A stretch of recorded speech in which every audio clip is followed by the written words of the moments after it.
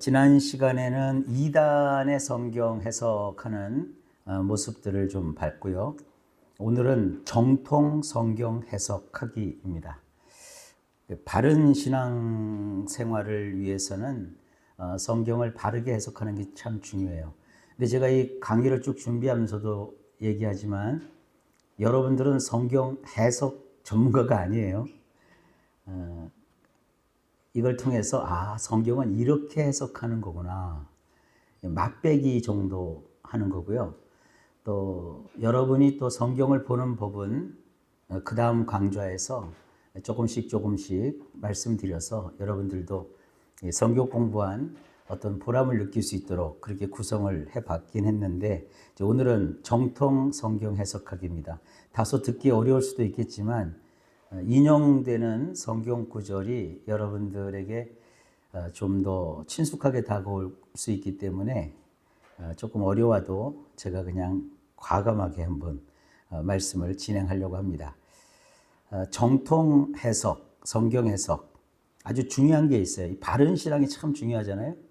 근데 이 바른 신앙은 반드시 바른 해석에서 출발합니다. 성경은 해석하지 않으면 제 뜻을 분명히 알 수가 없습니다. 정말 중요한 건 성경 그 기록한 원 저자는 성령님이시고, 그 성령님이 기록자를 기자로 선정하셔서 그를 통해서 기록하셨는데, 지난 강의에서 여러분 들어보셨겠지만 기계적인 영감을 하지 않으셨거든요. 이제 내가 지금 얘기할 테니까 받아 적어 해갖고 타이피스트를 하나님이 고용하신 게 아니에요. 성경 일부분에서는 나 여호와의 말이니라 그대로 전하라 하고 하나님이 직접 기록할 말씀을 일러주신 경우도 있지만 그건 아주 희박한 경우고요. 대부분은 그 기록자의 성격, 학력, 경험, 문화 이런 걸 통해서 성경을 적도록 하셨거든요. 그런데 중요한 건 성경 그 저자가 그 말씀을 기록한 말씀의 그 취지가 중요하거든요. 핵심 메시지가 있다고요. 그러니까 이거를 발견하는 게 성경 해석이에요. 그러니까 내가 하고 싶은 얘기를 성경을 통해서 막 떠드는 게 아니라 성경이 무슨 의도를 가지고 이걸 기록하셨는가, 그걸 먼저 찾아야 돼요. 그걸 찾는 일이 성경 해석하는 과정이에요. 바른 성경을 해석하려면 바른 그 해석을 바탕으로 바른 신앙을 가지게 되는데, 이게 되게 중요한 얘기입니다. 주관적으로 성경을 잘못 읽을 수가 있어요. 저는 이 큐티에 대해서 자꾸 부정적인 얘기를 할 수밖에 없는 게, 요즘 이상하게 한국 교회가 언제부턴가 이 큐티를 막 강조를 하고, 극동방송 제가 방송을 몇 년 쭉 하면서도 보통 그 청취하시는 분들이 뭐 이렇게 문자가 오거나 문의하거나 막 그 사연 올릴 때 보면 큐티에 아주 거의 맹신을 하더라고요. 사실은 근데 큐티는 순전히 개인적인 유익이지 그것이 여러분의 신앙의 지표가 될 수는 없는 거예요. 왜 그러느냐? 이 큐티는 성경을 너무 주관적으로 잘못 볼 수 있게 해요. 저자의 원래 의도를 발견하기 위해서는요, 종교개혁과 정통신학이 고수해온 5가지 해석의 원리가 있어요. 성경 저자가 원래 의도했던 참된 메시지를 왜곡 없이 캐내는 이 훈련이 반드시 필요합니다. 바른 성경 해석은 무엇보다 역사적 토대 위에서 이루어집니다. 검증되지 않은 새로운 길, 이거 되게 위험한 거예요. 종종 이런 얘기 들어보거든요. 아무도 모르는데 나만 깨달았다. 이거 100% 안 되는 거예요. 그게 일반 성도들이 그런 얘기하면 괜찮은데, 특히 이 성도들에게 설교하고 뭔가 영향력을 끼치는 사람들이 쓸데없이 이런 얘기들 많이 해요. 이 기독교 방송이나 텔레비 방송이나 라디오 방송에서 그 간증하러 나오신 분들이 엄청나게 그런 걸 많이 해요. 기도 중에 뭘 깨닫게 해주셨고 보여주셨고, 깨닫게 하고 보여주는 건 좋아요. 근데 아무도 몰랐던 그 말씀의 비밀을 막 하나님이 나에게만 밝혀주셨다 이러면 그걸 어떻게 대책이 안 서요. 그럼 너만 받냐? 나도 받지. 이렇게 돼버린다고요. 가장 정통하고 안전한 길을 걸어가야 돼요. 말씀에 있어서는요. 그래서 중요한 게 종교개혁자들의 신앙유산이에요. 이거 안 따르려면 그냥 천주교 신앙생활 하는 게 나아요. 거긴 종교의식도 있죠. 그러나 우리가 중요한 건 천주교가 성경에서 어긋나 있었거든요. 그거를 마르틴 루터를 필두로 해서 종교개혁을 일으켜가지고 반천주교의 길을 걸었다고요. 그 중에 대표적인 교단이 장로교단이고요. 근데 장로교단에 속해 있는 목사님이나 성도들이 종교개혁자들의 종교적 유산, 신앙 유산을 모르거나 무시하면 안 되는 거죠. 그래서 이 종교개혁자들이 어떻게 신앙을 유지해 왔는가, 그게 되게 중요한 거예요. 그 다음에 정통 복음주의의 신학이 있어요. 그래서 이것 배우려고 신학교 가는 거지. 이거 안 배우고 그냥 신학교 가서 등록만 하고 왔다 갔다 하면 그건 별 의미가 없거든요. 좌우지간 바른 성경 해석은 종교개혁자들의 신앙 유산과 또 정통 복음주의의 신학 원리에 바탕을 해서 가장 정통하고 안전한 길로 걸어가야 돼요. 전혀 쌈박하고 새롭고 그런 건 안 됩니다. 고대와 현대사회, 이 고대라는 표현하면 되게 멀어 보이죠. 예, 멀어요. 신약성경이 완성된 게 주후 100년경입니다. 우리나라는 삼국시대보다도 훨씬 이전이에요. 아주 고대예요. 옛날 일이에요. 신약이, 구약은 뭐 말할 것도 없고요. 우리가 뭐 다윗이라든지 솔로몬이라든지 이런 분들은 하도 많이 들으니까 근래 사람인 것 같아요. 근데 다윗은 지금부터 몇 년 전 사람이냐면 2700년 전 사람이에요. 모세는요 3400년 전 사람이에요. 실감이 잘 안 나나요? 우리 한국의 3400년 전에 무슨 시대였을까요? 이런 거 생각하시면 압니다. 그때 그들의 사회에서 그 성경이 기록됐다고요. 근데 지금은 2026년이잖아요. 지금의 나, 현대의 삶을 살았어요. 엄청난 간극이 있잖아요.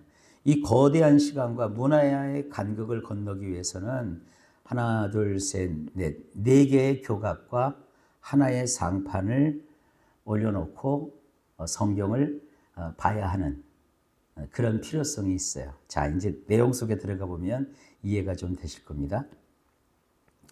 자, 이 개념부터 좀 파악합시다. 성경을 바르게 정통적으로 해석할 때는 이 역사를 통해서 역사적 문법적 해석을 반드시 해야 돼요. 그래서 그 시대, 성경이 쓰여질 당시 그 시대, 그리고 그때 썼던 그 언어, 그것의 의미를 먼저 찾는 거예요. 의미만 찾으면 안 돼요. 반드시 신학적으로 해석을 해야 돼요. 저는 그런 말도 들어봤어요. 신학 따위가 뭐가 필요하냐. 여러분, 신학 따위라고 하면 안 돼요. 하나님에 관해서 공부하고 연구하고 기도하고 하나님에 관하여 모든 지식을 총괄해서 그걸 신학이라고 하는 거예요. 소위 말하는 지식나부랭이가 아니에요. 신학은 하나님을 다루는 거예요. 되게 엄숙하고 경건한 거죠. 성경 전체에 일관된, 성경 전체에 흐르는 맥이 있거든요. 성경에서 꼭 우리가 놓쳐서는 안 되고 반드시 붙잡아야 될 맥이 있고, 또 이것은 금해야 될 그런 것이 있다고요. 성경의 전체, 구약부터 신약까지의 일관된 진리를 가지고 이 역사적 문법적으로 해석한 그 성경 본문을 신학적으로 잘 해석해 내야 돼요. 그러니까 이 성경을 늘 가지고 생활하는 우리 목사님들, 목회자들은 이 훈련을 해야 되고요. 특히 우리 장로교 합동 측에서는 성경을 강단에 올라가서 설교할 수 있는 사람을 강독권을 가진 자라고 해요. 강독권이 없는 자에게 설교시킬 때는 되게 특강이라든지 이런 명칭을 붙여서 특별한 강의로 하지. 이 설교는 강도권을 가진 자, 강도짓 하는 게 아니라 강도권. 그래서 전도사 시치를 마치고 신학 대학원을 마치고 강도사 고시를 합격하고 그리고 나서 이제 강도사가 되거든요. 근데 그 정도 강도사들부터 강단에 이제 설 수가 있어요. 그러면 강도사 아니면 강단에서 설교 못하나요? 그건 아니고 강도권이 그때부터 발생을 하는 거예요. 그러니까 전도사님들이 설교를 하거나 또 아직 그 강도권이 주어지지 않은 분들이 이렇게 강단에서 뭔가 이렇게 얘기할 때는 그 정도구나 이렇게 생각하셔야지. 거기에 절대적으로 무슨 목회적 권위를 보고 막 거기에 막 매달리고 그런 자세는 안 돼요.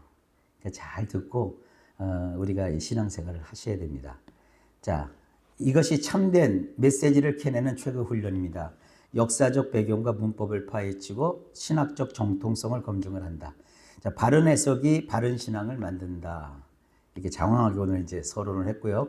아까 4개의 교각과 상판이 필요하다고 그랬죠. 오늘 살펴볼 내용이기도 합니다. 역사적 문법적 해석이 뭔지를 좀 살피고요.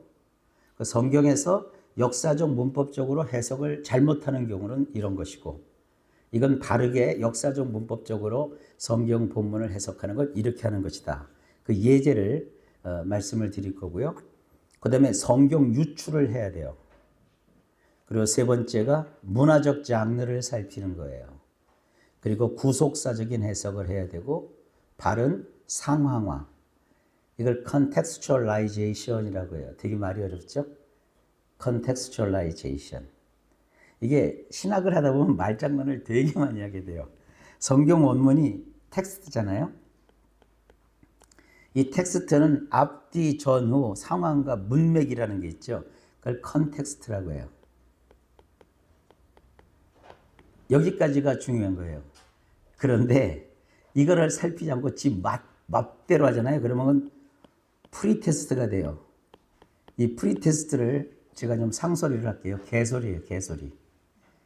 이거는 텍스트가 다 들어가 있어도 프리텍스트가 되면 이거는 꽝이에요. 내 맘대로 막 읽고 이러면 안 돼요. 반드시 역사적 문법적으로 본문을 보고 성경 유추적으로 보고 문학적 장르를 살펴야 되고 구속자적인 해석을 해야 되고 바른 상황화를 해야 돼요. 내 감정, 또 21세기의 지금 현대인들의 잣대 아닙니다. 반드시 하나님의 원래 의도. 이 단어가 아까도 나왔으니까 그냥 읽어만 드릴게요. authorial intent예요. 그러니까 원래 의도를 온전히 복원을 해야 되는 거예요. 그렇게 놓고 나서 말씀을 교훈을 찾아내야 되는 거예요. 자, 1대지입니다. 역사적 문법적 해석을 뭐냐? 성경은 하늘에서 뚝 떨어진 신비한 어떤 부적이 아니에요.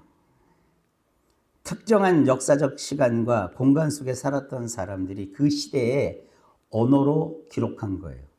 그러니까 성경은 1차적으로는 역사의 산물이에요. 그러니까 성경은 툭 떨어진 게 아닙니다. 하나님이 오랜 시간을 거쳐서 많은 장소에서 많은 사람들을 통해 우리에게 필요한 말씀을 주님이 주신 거예요. 시계를 잘 기억하셔야 돼요. 지도도 있죠, 장소. 바른 성경 해석을 위한 2가지 융합의 원리가 있어요. 문법적 원리가 있고 역사적 원리가 있는데 성경의 문법이라는 것은 뭐냐면 단어의 본래 의미와 그 문장의 구조. 종종 제가 설교하다 보면 이 단어의 본래 뜻이 이겁니다.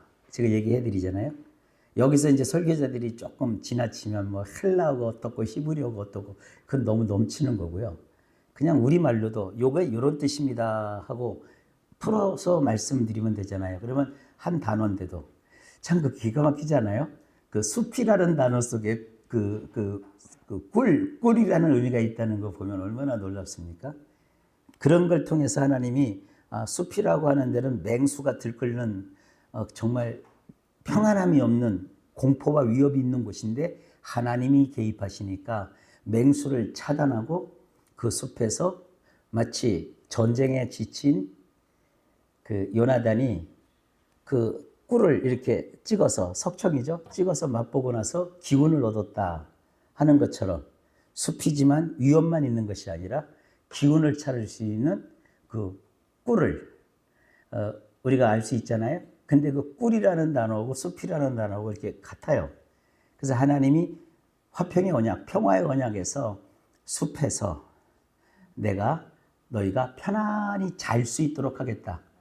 밥 먹고 피곤할 때 밥 먹으면 잠 오잖아요. 얼마나 행복한 겁니까?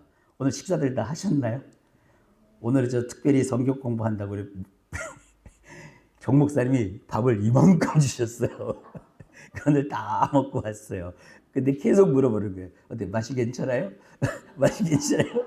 남기면 안 되잖아요. 그랬더니 지금 막 졸음이 쏟아져요.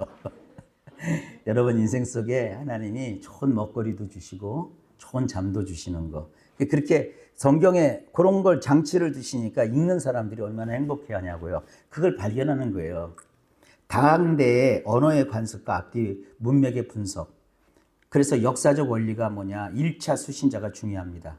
그 시대적 상황과 문화. 여기 지찌민 레벤이라는 독일어도 나와요. 이 지찌민 레벤은 삶의 정황 이런 뜻이거든요. 그걸 살펴야 되는 거예요. 자, 그래서 현대의 잣대로 성경을 읽는 것은 이 F.F. 브루스라는 사람은 영국의 신약학자인데 되게 유명한 사람이에요. 제가 이분 책을 많이 지금 인용하고 있는데 여기서도 계속 인용하네요. 이분이 이런 얘기를 했어요. 오늘날의 잣대로 성경을 읽는 것은 성경 텍스트, 본문에 대한 폭력이자 시대착오이다. 그러니까 현대의 잣대로 성경을 보면 안 돼요. 그 시대의 잣대로 그걸 일단 보고 거기서 나오는 교훈을 끌어다가 오늘 우리 현실 속에 이것이 어떤 의미가 있느냐, 여기까지가 돼야 되는 거예요. 자, 이제 오늘 봅시다. 역사적 지평을 무시하고 성경을 해석하면 어떻게 되는가, 오늘 좀 그 본보기, 맛배기를 좀 봅시다. 마태복음 5장 41절. 원은 이걸 다 찾아봐야 되는데 그렇게 못 찾고 다 해주니까 되게 편하죠. 봅니다. 또 누구든지 너로 억지로 우리를 가게 하거든 그 사람과 심리를 동행하고. 자, 여러분 이걸 어떻게 해석해요? 이 본문을 딱 봤을 때 누구든지 너로 억지로 오리를 가게 하거든 그 사람과 심리를 동행하라. 지금 오리가 개념도 안 잡히죠. 거리가 얼마인지. 근데 심리까지 동행하라니. 이걸 되게 이렇게들 해석합니다. 힘든 부탁을 받아도 짜증내지 말자. 2배로 도와주는 착한 사람이 되자. 되게 이러잖아요. 이게 큐티요. 되게 큐티가 다 이렇게 돼 있어요. 이건 얄팍한 윤리적 가르침으로 소비되는 말씀이 돼버려요. 자, 그러면 역사적으로 한번 들어가 볼까요? 역사적으로 예수님이 이 얘기를 하셨을 때는 로마 시대예요. 로마 시대. 로마가 이스라엘을 식민지로 삼았던 시대예요. 이때는 징발법이라는 게 있어요. 앙가레이아라고 하는 징발법이 있는데 이게 뭐냐면 로마 그 군인들의 군장 무게가 30kg예요. 아마 군대를 경험을 안 한 분들은 모르지만 요즘은 군인들도 군장이 이렇게 무겁지 않을 거예요. 염집사님 할 때는 군장 몇 킬로 하셨어요? 20kg. 로마 군장은 30kg, 30kg. 저는 이게 영국 박물관에 가서 봤어요. 몸매요. 어마어마하게 무거워요. 근데 로마 군인들은 이걸 멜 수 있는 체력이 돼야 로마 군인이 되는 거예요. 근데 로마 군인들의 군장이 30kg고 길을 걷던 식민지 백성, 특히 유대인들을 향해서 이 로마 군인이 무거워. 그리고 그 사람을 지목해서 내 짐을 좀 들어. 이렇게 하면 징발법에 의해서 그게 로마 군인이 명령하면 누구든지 식민지 백성은 그걸 해야 돼요. 근데 로마도 굉장히 합리적이요. 로마에 1마일만 허락을 해요. 1.5km예요. 로마 1마일이 1.5km예요. 그것이 오리예요, 오리. 그러니까 오리 동안 절대 복종을 해야 돼요. 그리고 1.5km 지나면 또 다른 사람을 풀어서 또 징발을 시키는 거예요. 이것은 단순한 양보의 문제가 아니에요. 영혼을 짓밟는 뼈에 사무치는 굴욕이고 식민지 백성으로서 식민지 백성을 향한 억압의 생생한 상징입니다. 자, 첫 번째 오리는 로마의 강제와 억압이에요. 이건 안 할 수가 없는 거예요. 억지로 시키는 강제로 이건 무조건 해야 돼요. 아니면 죽지요. 로마 군인이 시키는데. 그런데 주님이 뭐라고 그랬어요? 억지로 오리를 가게 하거든 심리를 가라고 했잖아요. 두 번째 오리를 1.5km를 더 가라 이거예요. 이건 뭐예요? 나의 자유이자 자발적인 선택이에요. 그러면서 이건 이런 거죠. 너는 내 몸을 지배해도 로마 군인들 너희는 내 몸을 지배해도 내 영혼을 지배할 수는 없다. 자, 이것을 우리는 일제 침탈기가 있잖아요. 이걸 보면 더 이해가 돼요. 이것은 불의를 협조하는 친일파가 되라는 뜻일까? 일제강점기 40년의 참혹을 아는 한국인에게 이 본문은 심각한 영적, 정서적 반발을 부를 수 있어요. 일본 놈들이 와가지고 뭐 해라. 그럴 때 우리가 아유 해야죠 하고 더 해봐요. 이런 친일파가 어디 있어요. 이렇게 생각할 수 있잖아요. 압제자에게 선의를 베풀고 적극적으로 협조하라는 굴종의 요구일까요? 자, 보십시다. 결코 굴종이 아닙니다. 예수님이 하셨던 이 말씀은 징발제도라는 참혹한 식민지 현실 속에서 압제자에게 영혼의 주도권을 빼앗기지 않는 가장 숭고한 비폭력 저항의 선언이다. 여러분, 일제 침탈기 때 우리는 비폭력 저항 생각나는 거 있죠? 무슨 운동? 3.1운동이에요. 이 심리동행이 품은 네 가지 급진적 진위, 이 급진이 한다는 말을 레디컬이라고 하거든요. 그러니까 예수님은 굉장히 유순하고 그러지만 않으셨어요. 굉장히 항거적이고 저항적인 얘기를 많이 하셨어요. 이건 네 가지 면에서 살필 수 있어요. 도덕적인 우위에 있다. 그리고 예수를 따르는 사람은. 그리고 자기 자신의 영혼을 보호하는 의미가 있고요. 이 기독교라는 것 자체는 폭력에 대해서 단절한다는 의미가 있고요. 그리고 나는 자유인이다 하는 선언적 의미가 있다는 거예요. 이렇게 푸는 거예요. 강제에서의 자발로 도덕적 우위. 로마는 그 징발법으로 오리 1.5km를 강제로 징발하니까 이건 의무예요. 안 하면 그냥 죽어요. 그러나 나는 기꺼이 오리를 더 가요. 3km까지 가줘요. 이건 나의 자유예요. 그러니까 목적지에 도착해 짐을 내리지 않고 심리까지 걸어가는 순간 판은 뒤집어지는 거죠. 로마 군인들아, 내 몸을 너희가 부릴 수는 있어도 내 영혼의 자유는 지배할 수 없다. 총칼 앞에서도 우리는 폭력 대신에 평화로 주체성을 증명한 3.1운동과 같은 숭고한 영적 저항이다. 요즘 3.1절 운동은 그 기념식 하루 하잖아요. 근데 역사를 보세요. 3.1운동이 한 1년 넘게 지속됐다고요. 우리는 일제에 막 항거하지 않았어요. 막 폭력적으로 항거하지 않았어요. 잡히면 잡혔어요. 끌려가면 끌려갔어요. 그러나 우리 대한민국은 자주국이다. 5등은 자야 조선은 자주국인가 뭐 하면서 막 우리가 선언하고 그 정신으로 무장했잖아요. 어마어마한 거죠. 그리고 그 기념 독립선언문에 그 활동하셨던 그 33인의 민족 지도자들 중에 상당수가 크리스찬이었던 거 여러분 아시죠? 기독교는 결코 이렇게 이 세상에 아첨하고 그러지 않습니다. 또 증오로부터의 방어 되게 중요한 얘기입니다. 압제자를 뼈에 사무치게 미워하고 그러다 보면 여러분 미워하다가 담죠. 그런 거 많잖아요. 저 사람 미운데 나 싫어 그러면서 어느 날 보면 자기가 그렇게 하고 있어. 잔인함을 닮아버려요. 이것이 진짜 완벽한 식민 지배 아닙니까? 심리를 가라는 명령은 압제자를 위한 것이 아닙니다. 증오라는 독약으로부터 내 영혼을 지키는 가장 강력한 방패입니다. 폭력의 악순환을 끊어내는 십자가의 방식입니다. 보세요. 압제가 있다고 거기 분노하고 폭력적으로 저항을 하면 더 큰 탄압이 와요. 강압적으로 한다고요. 근데 십자가는 이것을 끊어요. 세상은 폭력에는 폭력으로 맞서거나 굴복해야 된다고 말합니다. 그러나 예수님은 로마의 방식으로 로마와 싸우지 말라고 명하십니다. 초대 그리스도인들이 이대로 해서 순교를 많이 당하셨어요. 근데 결국 무너진 건 기독교가 아니에요. 기독교를 핍박했던 로마가 예수 그리스도 앞에 무릎을 꿇었어요. 세상의 악한 공식을 사랑으로 깨부수고 도리어 원수를 압도하는 자, 그가 그리스도인입니다. 제가 요즘 넷플릭스 드라마 하나를 봤어요. 그 왜 저기 변호사 뭐 그 여자 나왔던 그 사람이 나오는데 그 이단 사이비 그 교회가 나와요. 종말론을 가지고 그 레퍼토리 어떻게 풀어가나 쫙 보니까 역시 기대 이하지만 종교 기독교가 그렇게 비난이고 사람들이 너무너무 기독교를 조롱해 이런 것 때문에 그래요. 거기 나오는 종교 집단은 굉장히 폭력적이요. 교회가 총질을 해요. 사람들을 향해서 악랄한 짓을 하고 재산을 갈취하고. 여러분 얼마나 이게 폭력적인 겁니까? 이단들이 그러잖아요. 감금시키고 막 가족과 막 차단시키고. 절대 기독교는 폭력 그런 거 아닙니다. 우리는 비폭력이고 자유한 그런 저항을 하는 거죠. 지배구조의 틀을 깨는 자유인의 선언입니다. 우리는 식민지 노예가 아니다. 하나님 나라의 자유인이다.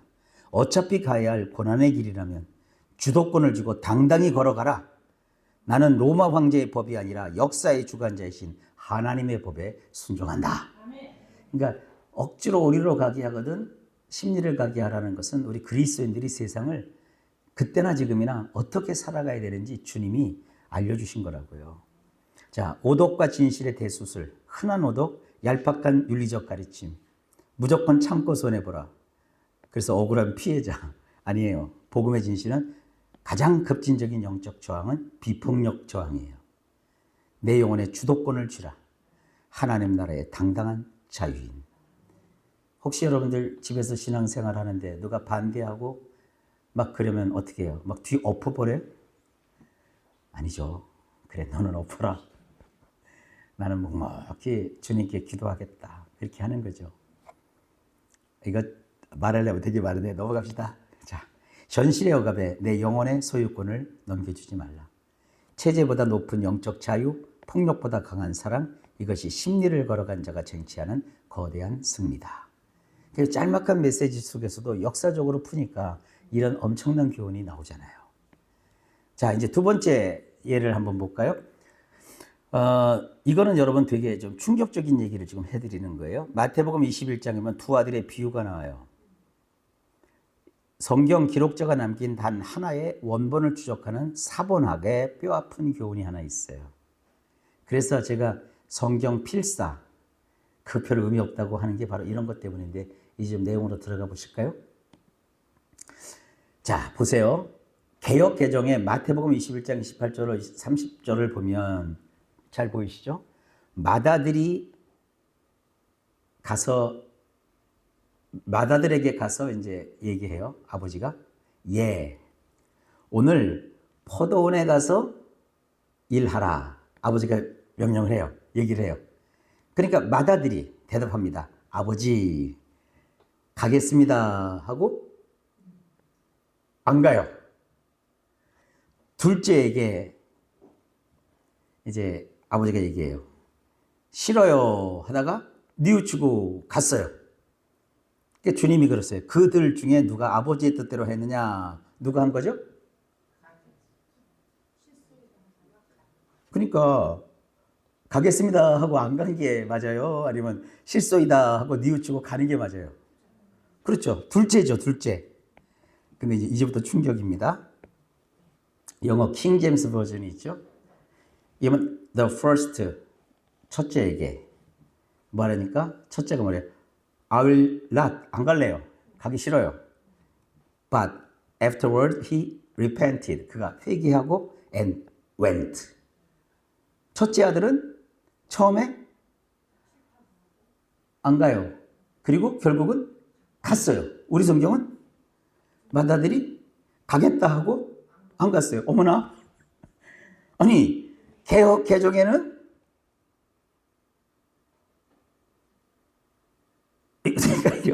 가겠네다 안 갔어. 근데 영어 성경은 영어권에서 제일 많이 보는 성경은 안 간다 그러더니 갔어. 둘째 아들 볼까요? The second, I go, 갈게요, sir. 그리고 went not, 안 갔어요. 우리 성경은 실소이다 그리고 갔어요.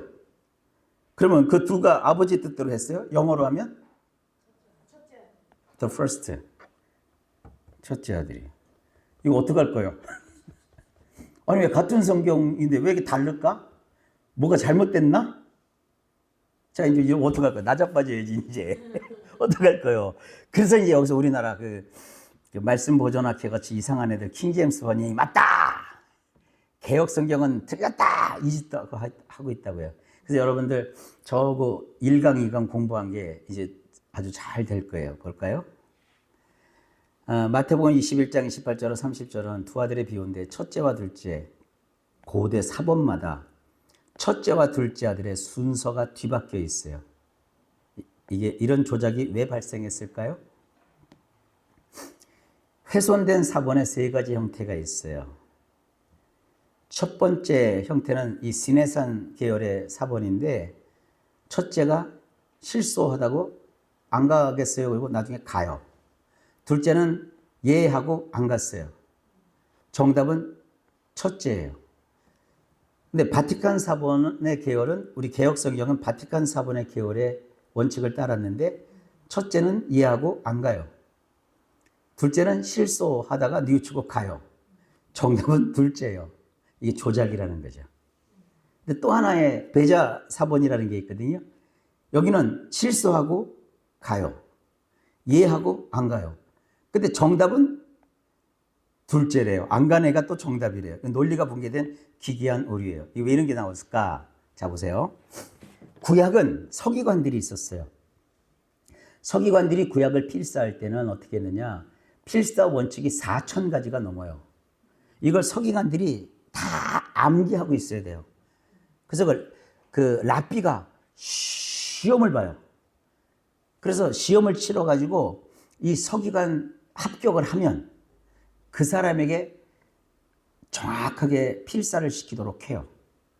필사를 시키도록 해서 필사된 그 성경을 갖고 오면 랍비들이 또 검증을 해요. 그 단어가 그 페이지 그 몇째 줄 몇 번째에 그 단어가 있어야 돼요.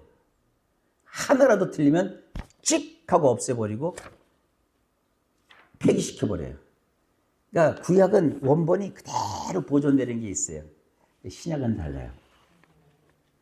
신약은 그런 필사의 원칙이 없었어요. 바울 서시에도 나와요. 내가 보낸 편지를 너희도 돌려가면서 읽어라. 근데 편지를 받으니까 그럼 서기관이 필요 없는 거예요. 필사자들만 필요한 거예요. 야, 바울의 편지야, 바울의 편지. 우리한테 왔어. 야, 저기 옆에 골로새에 보내야 되니까 보내기 전에 빨리빨리 베끼자. 그래갖고는 그 사람들이 필사를 막 하는 거야. 그러니까 필사를 하다 보니까 우리도 받아쓰기 하면 맞아요, 틀려. 틀린 것도 있어요. 저도 이렇게 성경, 하여간 이 주보하다 보면요. 검증을 내가 해요. 검토를 해요. 책도 마찬가지예요. 책도 편집하다 보면 와 3판 4판 때까지도 틀린 글자 나와요. 보통 이제 3교 하거든요. 처음에 첫 책 낼 때는 3번을 봐요. 첫 번째 틀렸던 부분을 두 번째 다른 사람이 봤는데 그대로 틀려 있어. 세 번째도 틀려요. 그래갖고 출판하는 사람마다 있어요. 틀린 글자는 마의 삼각지요. 나중에 보면 독자들이 찾아내서 보내줘요. 그러면 출판사에서 독자들한테 고맙다고 감사합니다 이렇게 보내주기도 해요. 그러니까 이게 책 읽다 여러분들 뭐 틀린 글자 나오면 뭐 논았다 뭐 신봤다 그러지 말고 인간이 그래요. 우리 주보도 얼마나 그래요. 별로 한 장짜리인데 보다 보면 점을 2개 찍을 때도 있죠. 그리고 쟤는 그래. 을을 넣을 때 은이라고 넣을 때가 참 많아요. 그런 거 발견 못 하시나? 그리고 이게 인간 필사라는 것은 정확하게가 안 돼요. 인간이기 때문에. 근데 그런 것이 있는데 거기까지는 좋은데 문제가 있어요. 자, 볼까요? 지금 그 다수 사본인 그 마태복음의 원본은 제1 형태가 학자들은 확실하다고 그래요. 그러니까 개역 개정이 아니라 아까 봤던 킹 제임스 버전이 그 형태가 원래 성경 원본이 그 내용이다 하고 학자들이 그걸 인정하고 있어요. 그것은 킹제임스 버전이 탁월하다가 아니에요. 그 부분만 그래요. 킹제임스 버전도 그 영어 성경이지만 중간중간에 아주 오역도 어마무시하게 많아요. 어마무시하니까 다가 아니라 이상하게 번역된 게 많이 있어요. 그리고 그러면 개정 기억이 다 틀렸냐? 아니요. 그런 부분만 그래요. 왜냐? 이건 배자사본의 그 원본을 갖고 이렇게 번역을 했기 때문에 그래요. 그러니까 이런 거를 알아야 성경을 보면서 오해가 없어요. 근데 문제가 이겁니다. 그렇다면 왜 순서가 뜯어졌느냐? 이 얘기를 좀 하려고 하는 거예요. 필사자들이 맹신을 했어요. 신학적 프레임을 거기다 주입시킨 거예요. 왜냐하면 사람마다 취향이 다르거든요. 어떤 취향이 있었는지 봅시다. 그 마태복음이 기록될 그 당시에 정황에 유대인들이 되게 득실득실 거렸어요. 그런데 이때 그 사람들 나름대로의 어떤 시간표, 구속사적인 시간표가 있었어요. 분명히 주님은 첫째 아들과 둘째 아들을 이건 유대인이고 이건 이방이다 그렇게 말씀하지 않으셨거든요. 근데 이 사람들은 유대인은 당연히 첫째 아들이다 이거죠.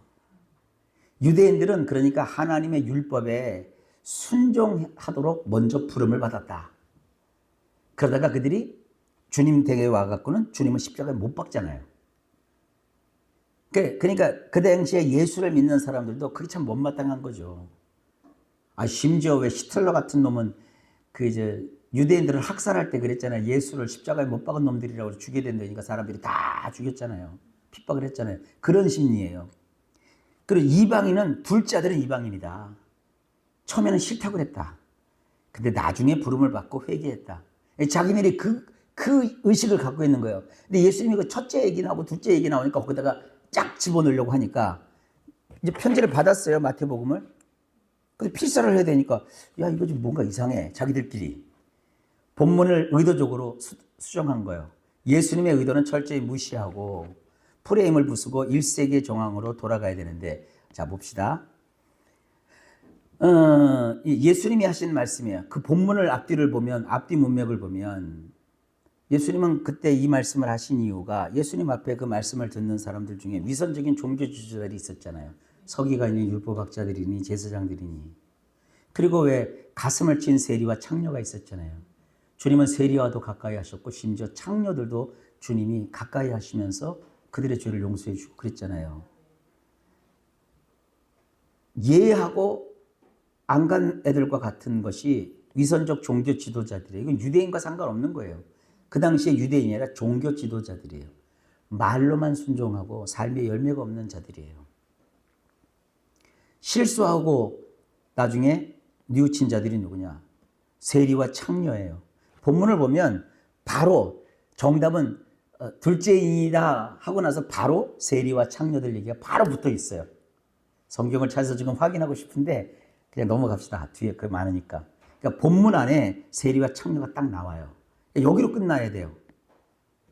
사본이 다르면 그러면 성경에 오류가 있는 것 아닌가 이렇게 생각들 하시잖아요. 근데 결함이 아닙니다. 역사 속에 가장 정직하고 투명한 성경 보존의 증거입니다. 사본의 차이는 오류가 아니라 투명한 증거예요. 왜냐하면 이 수많은 원본이 있는데 이 원본을 베끼다 한 2만 5천 개, 막 3만 개, 5만 개까지 있잖아요. 짜투리까지 하면. 성경의 미세한 차이는 결함이 아닙니다. 수천 개의 사본을 대조하여 원본을 찾아가는 공적이고 학술적인 과정이에요. 이건 신학자들이 이런 것만 전공하는 학자들이 있어요. 참 대단한 분들이죠. 그런 분들이 모여서 대한민국은 대한성서공회가 있고 거기 참 대단하신 분들이에요. 한국에서 정말 이 어학이라 원어 같은데 능하신 분들이 거기에서 일하고들 계세요. 풀타임이 아니고 파타임들이죠. 그리고 적어도 개역 개정만 해도 이 번역자들이요 수십 명이에요, 수십 명. 그들이 다 번역을 하면 올려갖고 검수 안 해도 틀려. 그냥 괜히 건방지게. 근데 한국의 그 흠정력 킹제임스 버전을 한글로 번역하면 한 사람이 있어요, 한 사람이. 어떡할래요, 여러분? 정통한 헬라어, 히브리어 전문가, 뽑히고 뽑힌 수십 명이 번역한 그 책이 더 믿을만해요. 영어 조금 한다는 그 킹제임스 버전을 번역한 사람은 비행기 조종사, 항공기 조종사 출신이에요. 영어는 잘하는 건 내가 알아요. 직접 만나도 봤어요, 저는요. 그런데 그 사람이 혼자 했어, 혼자. 어느 게 정확하겠어요? 여러분도 누구 말을 더 듣겠어요? 근데 한국에 그 사람들이 지금 이단이 돼버렸는데 오직 킹제임스 버전만이 옳다고 맨날 그거 주장하고 앉아있어요. 여러분, 이게 참 답답한 일이에요. 이거는 오류가 아니에요. 투명하게 공개하는 건강한 신뢰의 증거예요. 사람이 잘못하면 잘못했다고 그러고 틀렸으면 틀렸다고 하고 바로 잡으면 되는 거 아니겠어요? 근데 그런 거 없이 막 하나 뭐 잘못했다고 막 뒤집어졌다고 난리요. 1%도 변하지 않는 복음의 본질, 그러나 사본에 따라 아들의 순서는 바뀌었을지언정 이건 안 바뀌었잖아요. 회개하는, 행동하는 회개만이 하나님 나라에 합당하다는 진리는 완벽하게 보존되어 있잖아요. 인간의 사사로운 조작과 실수마저 무력화하는 하나님의 주권적 섭리가 있는 거예요. 그러니까 성경을 해석할 때 사유화하면 안 돼요. 성경은 내가 듣고 싶은 대로 듣는 교만의 감옥에 텍스트를 가두면 안 돼요. 그러니까 성경 하나 보고 막 부르르 떨어. 이 틀린 걸 자기가 발견했다고. 그 지난번에도 한번 질문하셨죠. 왜 없음이 있냐고. 그러니까 진짜 여기 없음이라고 했는데 그러니까 이 성경이 진짜예요. 근데 밑에 보면 성경 밑에 보면 없으면 혹 다른 사본에는 요 내용이 있습니다. 다 적혀 있잖아요. 그러니까 이걸 얼마나 존중하면서 이걸 성경을 번역하고 만드는 건지 몰라요. 여러분, 이 말씀을 정말 이렇게 하나님을 경외하고 말씀을 존중하고 이렇게 하는 이런 자세는 되게 소중하고 귀한 겁니다. 성경은 나를 비추는 사실 거울이 아니에요. 내 감정, 선입견, 신학적 프레임을 정당화하는 도구로 전락시키면 안 돼요. 성경을 보면서 자꾸 내 식으로 보고 이건 내 말씀이야. 거기까지는 좋아요. 근데 모든 게 다 이게 나야. 이게 다 나야. 이러면 안 돼요. 저는 어렵고 힘들 때마다 너무 고통스러울 땐 시편에다가 1인칭일 때 다 내 이름을 불러가면서 제가 기도를 해요. 그건 저한테 되게 도움이 돼요. 그렇다고 해서 제가 23편을 만든 다윗은 아니잖아요. 그죠? 나하고 다윗은 아니에요. 그러나 그 속에 내가 누워서 하나님의 뜻을 따르려고 하는 거지, 성경이 이게 내 얘기다 이런 식으로 하면 이거 곤란해요. 그러니까 이 자세를 잘 가지세요. 성경은 우리의 구분 생각을 쳐서 복종시키는 거룩한 망치예요. 나를 부셔야지 성경을 부시면 안 돼요. 역사와 문맥 앞에서 내 프레임을 부수고 원래의 의도에 무릎을 꿇는 자세를 가지셔야 됩니다. 다시 얘기합니다. 나를 부셔야지 성경을 부시면 안 돼요. 자, 이제 두 번째 대지로 넘어갑시다. 성경 유추의 원리. 성경은 성경으로 해석한다는 원리가 있어요. 우리는 명확한 말씀의 빛으로 희미한 말씀을 조명하는 겸손한 성경 유추의 훈련을 게을리하지 말아야 된다. 유추라는 말이 너무 어렵죠. 유추는 서로 비슷한 점을 비교하여 하나의 사물에서 다른 사물로 추리하는 것을 뜻해요. 이게 되게 중요한 거거든요. 그러니까 성경 한 부분을 봤을 때 다른 부분, 비슷한 부분, 또 조금 헷갈리는 거, 어떤 대목을 만났을 때 성경 다른 곳에서는 이 대목을 어떤 식으로 하고 있는가, 이걸 이렇게 유추해가고 추리해가는 이런 과정이 되게 중요한 거예요. 많은 사색이 필요한 거예요. 그래서 어떤 유명한 설교학자는 목사가 설교를 준비하다가 이렇게 막 어려운 난제를 만났을 때는 책상에서 일어나라, 밖을 나가라, 공원을 산책하라. 그래서 거닐면서 기도하면서 생각하라. 말씀을 붙들고 생각하고 또 생각하라. 이런 그 교훈이 있어요. 이게 종교개혁의 해석학의 대원칙이에요. 성경은 뭘로 해석한다? 성경으로 해석하는 거예요. 이 라틴어 있잖아요. 라틴어는 읽기가 참 좋아요. 그냥 읽기만 하면 돼요. 스크립투라 sui ipsuis interpres. 성경이 해석의 유일한 열쇠다. 오직 성경만이 성경을 푸는 가장 완벽한 열쇠다. 실감이 안 나실 텐데, 성경은 유기적인 통일성이 있어요. 유기적이라는 말이 중요해요. 유기적이라는 것은 되게 액체와 같은 거예요. 성경에 다양한 표현들이 어마어마하게 많고 인물들이 어마어마하게 많고 사건이 어마어마하게 많잖아요. 근데 이 모든 것은 따로따로 있는 것 같아도 이 모든 것을 주관하셔서 성경을 쓰신 분이 누구예요? 성령 하나님이시잖아요. 그러니까 성경의 내용은 결코 서로 모순이 될 수 없어요.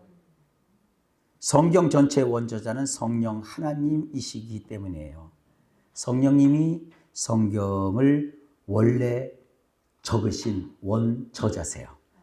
시대와 장소와 상황을 초월하셔서 성령님이 다 기획하셔서 맞았기 때문에 만들어서 제작한 것이기 때문에 성경은 통일성을 가지고 있어요. 그래서 우리는 어떻게 되느냐? 난해한 구절을 만나면 억지로 풀지 않습니다. 명확한 평행 구절이 있어요. 비슷한 구절들을. 그리고 거대한 우리는 교리라는 게 있잖아요. 신학적인 축적된 지식이 있잖아요. 이 렌즈를 가지고 안전한 정통의 방식을 통해서 바른 해석을 하는 거예요. 뜻이 명확한 말씀의 빛 아래서 조명하는 것이 가장 안전한 정통의 성경 해석 방식입니다. 자, 이해가 안 되죠? 이 원리를 무시하고 특정 구절 하나만을 떼어내어 고집할 때 어떤 치명적인 오류가 발생할까 한번 볼까요? 특정 구절 하나만을 떼어서 전체 교리를 훼손할 때 이단과 오류가 발생하는데 성경 유치를 무시한 두 가지 치명적인 오독의 사례를 한번 살펴봅시다. 자, 야고보서 2장 24절에 기록합니다. 이로보건대 사람이 행함으로 의롭다 하심을 받고 믿음으로만은 아니니라.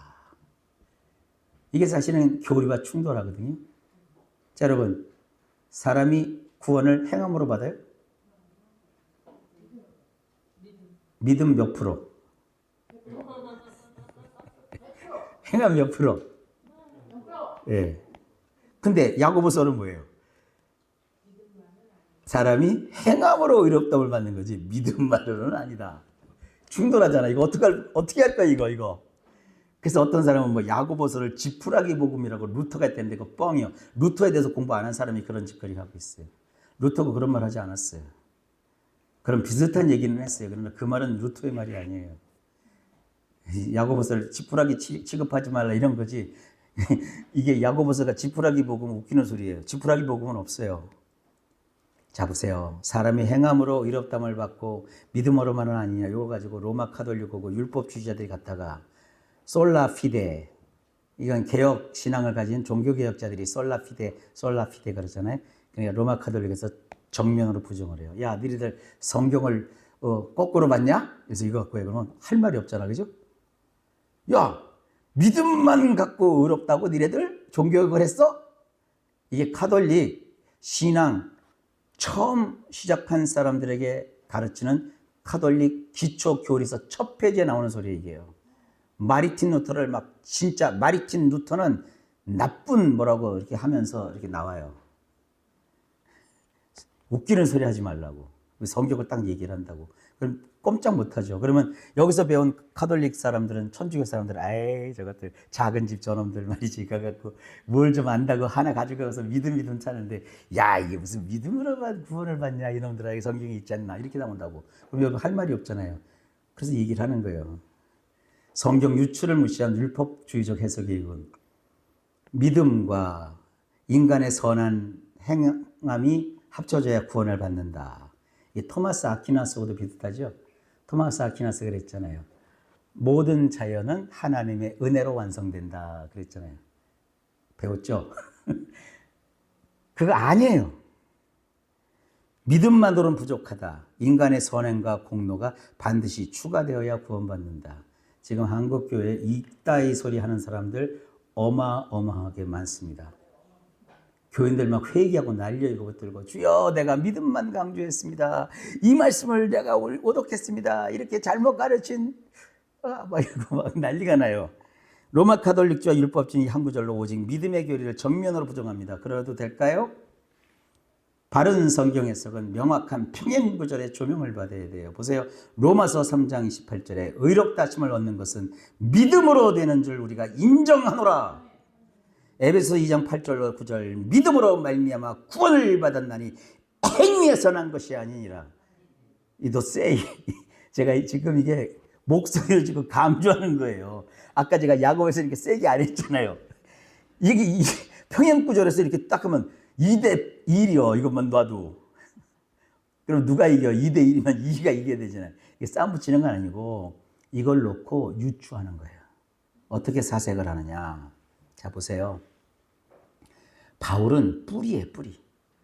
바울은 믿음이란 구원의 원인이다. 야고보는 행함이란 열매다. 그러니까 믿음에서 뿌리에서 받으니까 진짜 믿음의 증거는 행함이라는 거예요. 야고보는 이신칭의 믿음으로 의롭다함을 받는 것을 부정한 것이 아니라 행함이 전혀 없는 가짜 믿음을 책망한 거예요. 이건 종교개혁자들도 다 얘기했어요. 그 사람이 믿음이 있는지 없는지는 뭐를 봐야 되느냐? 말, 마음씨, 행동. 여러분 예수 믿는다고 하면서 맨날 먹고 동네 놈들 다 나와라. 교회 야구방망이 가서 다 때려 부시고 막 사람들 폭언하고 폭행하고 내가 과거에 말이지 교회 다녔었어 이러고 막 이러고 봐봐요. 그게 참 믿음이 있는 걸까요?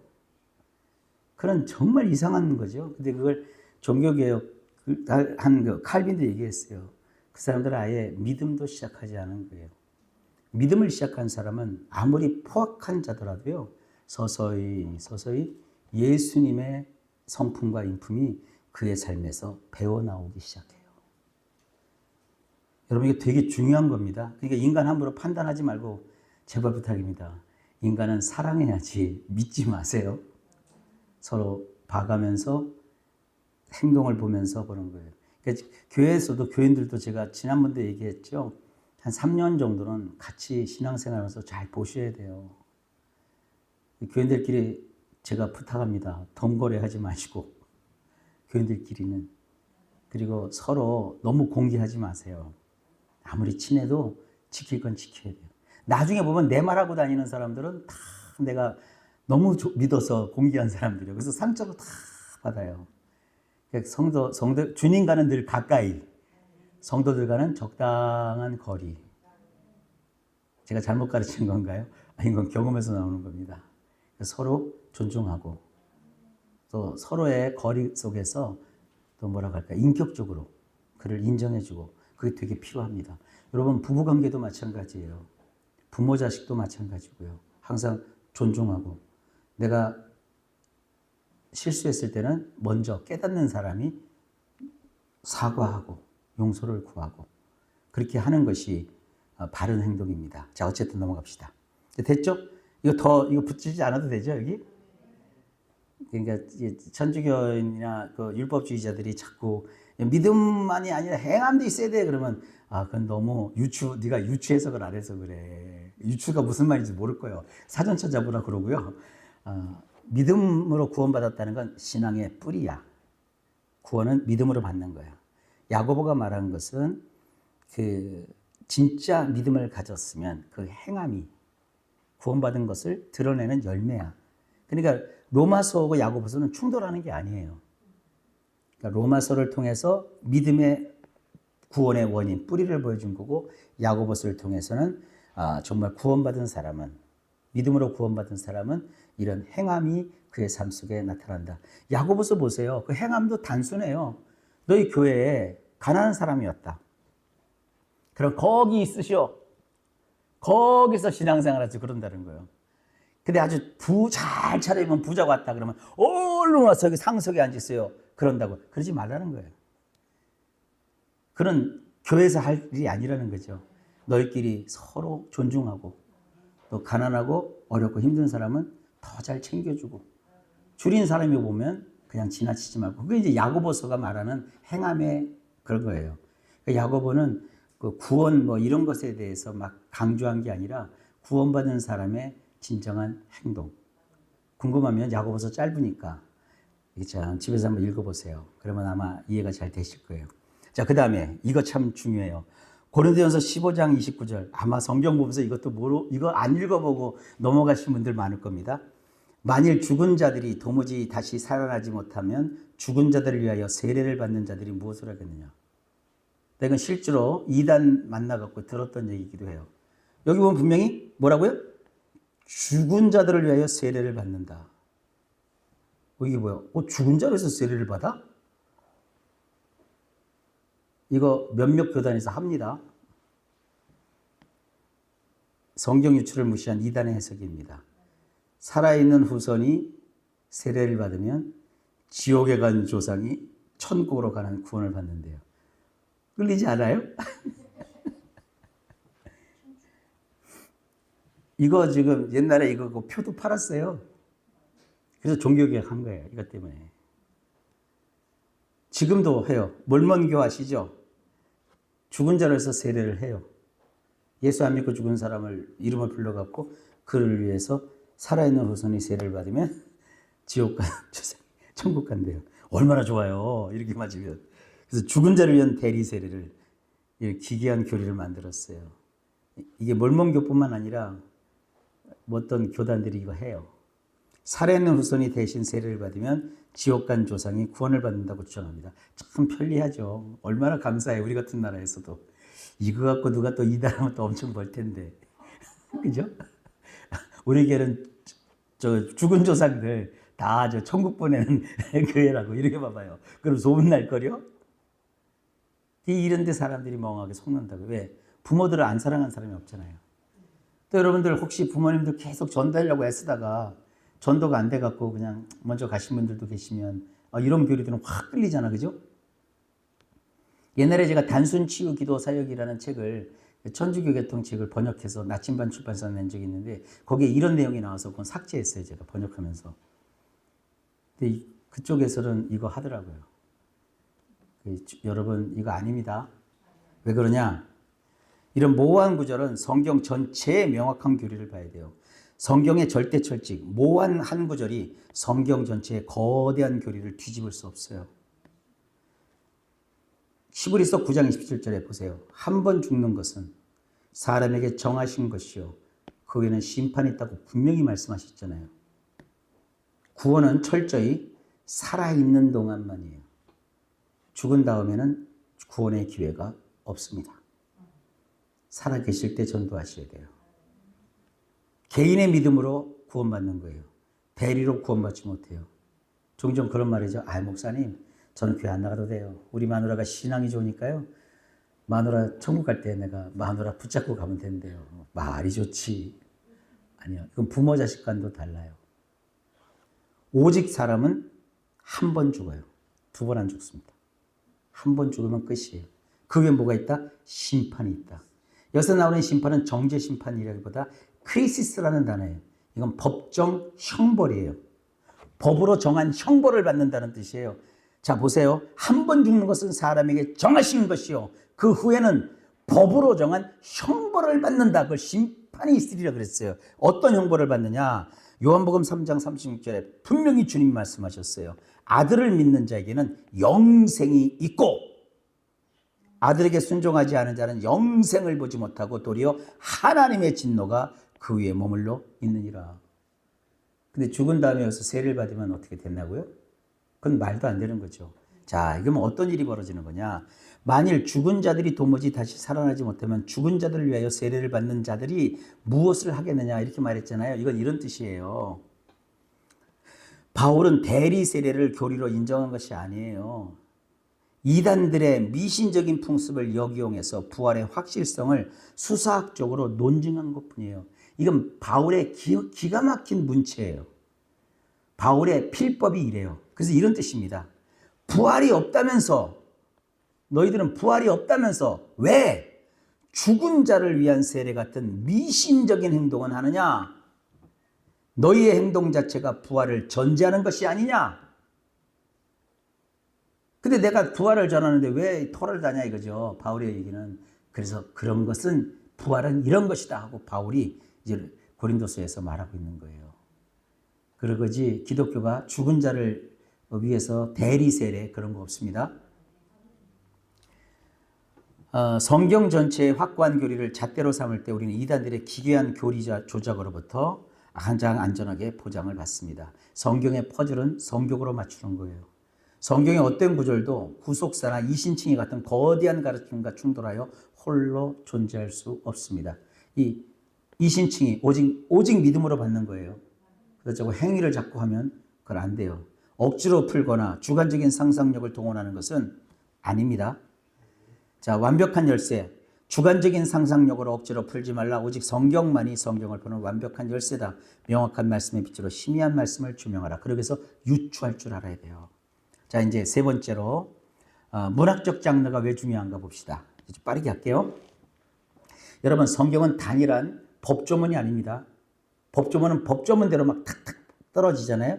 성경은 수천 년간의 시간을 보면 거대한 도서관과 같아요. 왜냐? 성경의 구성을 보세요. 역사 써 있죠, 율법 써 있죠, 시가 써 있죠, 지혜문학 있죠, 복음 써 있죠, 서신 써 있죠, 묵시문학 있죠. 다양한 문학적 장르가 집합되어 있습니다. 성경은. 그러니까 성경은 한 편으로만 보면 안 돼요.